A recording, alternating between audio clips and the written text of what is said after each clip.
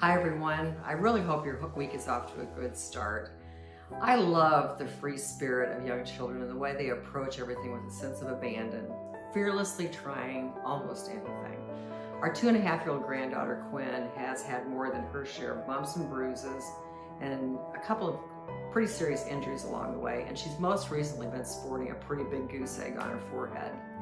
But she's also a daredevil, jumping off anything and everything, running around their island in the kitchen until it makes me dizzy to watch her, and cruising up and down the stairs to their basement without any fear of falling or anything whatsoever.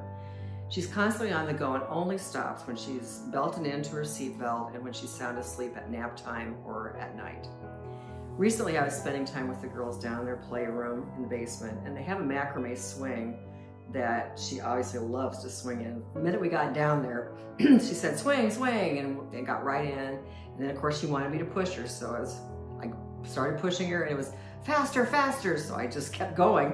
And if I had pushed her as far as she wanted to do, her toes would have probably been hitting the ceiling. That kind of unbridled energy and joy is so fun to watch, but it can also be exhausting. Kids that age seem to have such a deep source of energy that I personally like to tap into sometimes. But they also have that deep joy and excitement that just bubbles up out of them and would be wonderful to access as well. I can only imagine how our faith walks would look if we approached Bible study, devotions, prayer with that same joy and excitement of a 2-year-old who's always saying, "More, faster, don't stop."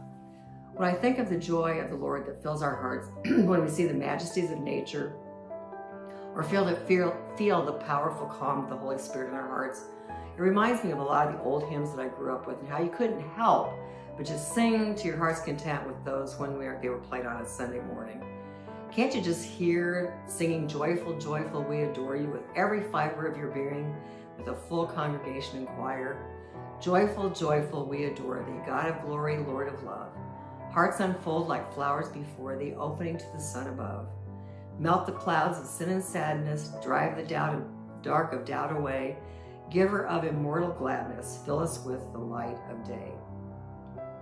When we're reading our Bible, praying, or connecting to God in any way, let's try to tap into that abundant love and enthusiasm of a child.